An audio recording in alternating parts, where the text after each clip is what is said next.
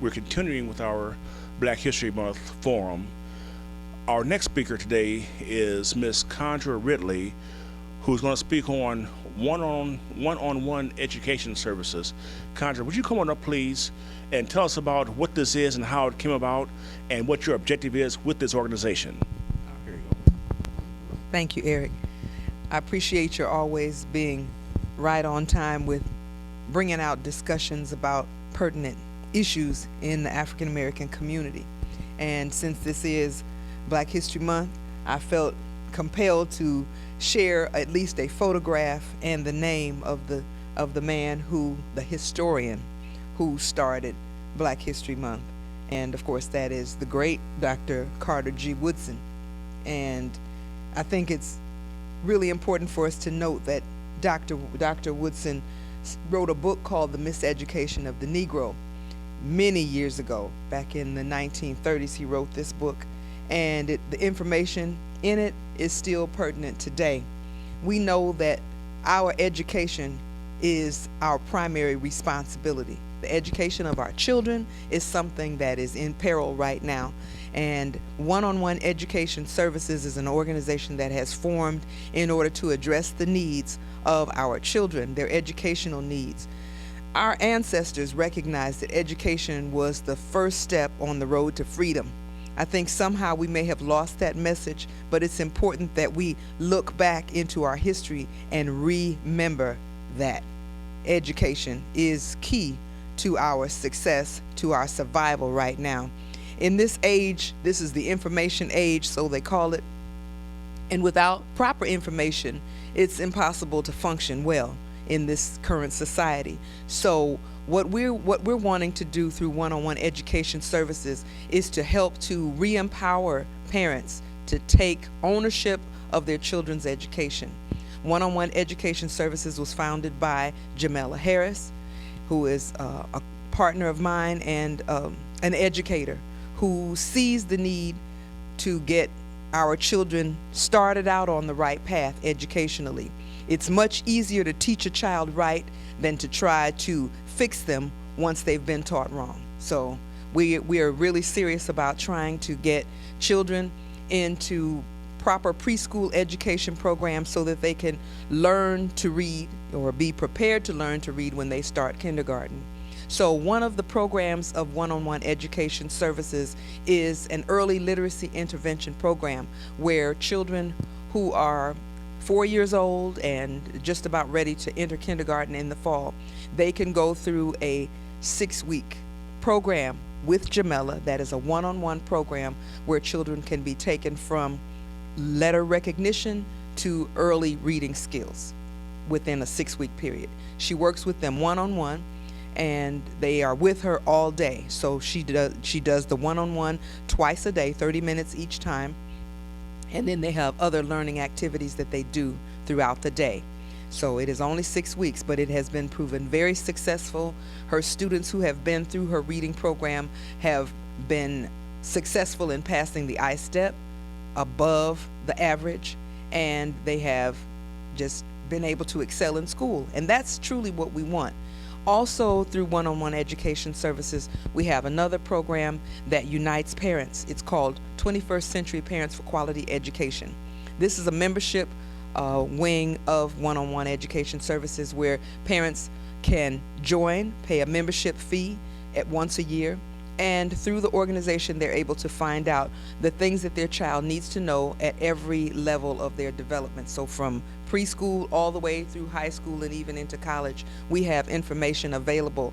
And we also want to serve as a united group of parents. So whenever we experience complications in the school system, or when we have concerns about what our children may or may not be learning, we have a voice, a collective voice that we can speak out together and address these issues. A lot of times I feel our problems are looked upon as just individual, and without a collective strength, nothing gets settled properly. So we want parents to be able to unite themselves to promote better education for our children.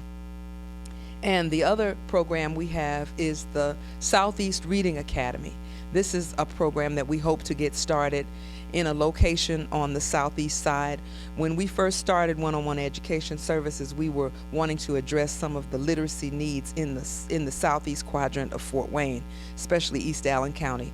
And in the area that we're hoping to establish ourselves, we want to have a kindergarten for these children who go through the early literacy intervention program, and we hope to have 15 children who will go through the program between the end of March and June of 2014. So we have great hopes, and we do think that parents can reclaim their power in getting their children educated correctly, and through that we will have a stronger group of young people coming out of our community, and stronger children will help to make a stronger community.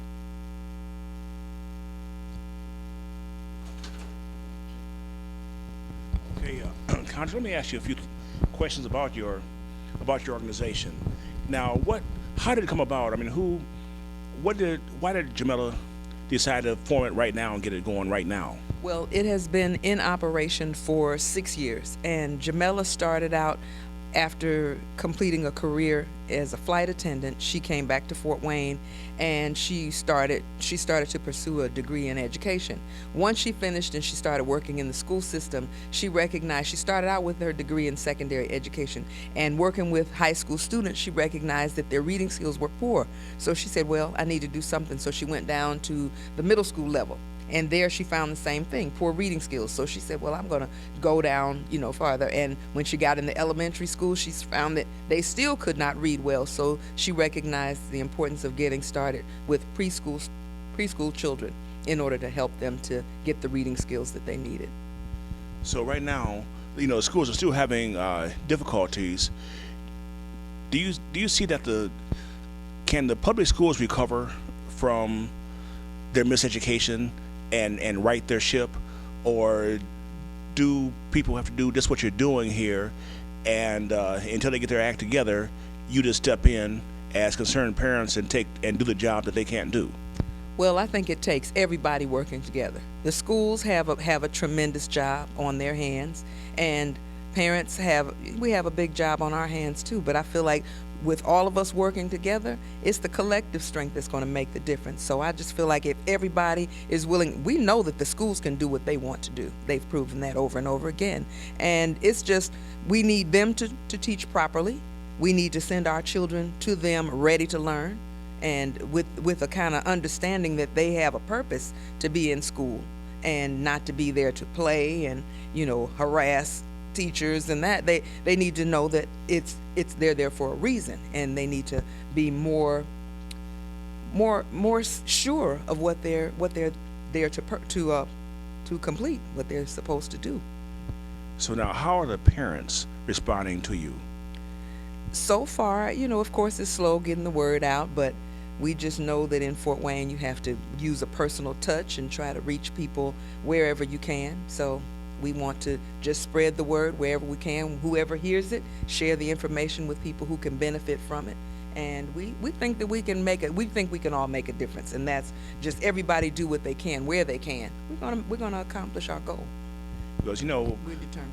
When you talk about the miseducation of the Negro and Carter G. Woodson, people have been miseducated for a long time, and one of the areas of miseducation deals with blacks can't do things, as well as the establishment or European education centers, that type of a thing.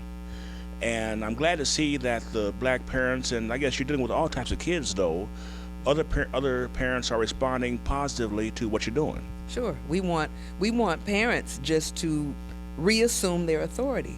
We are the primary teachers. We can't just turn our children over and expect somebody to teach them what we want them to know. We have to once again regain our control over what our children learn. And we have to recognize that schools and teachers are here to help us teach our children. It's not their primary responsibility, it's our primary responsibility. So we need to reclaim that and empower ourselves, learn what we need to know in order to teach our children and train them the way they need to go.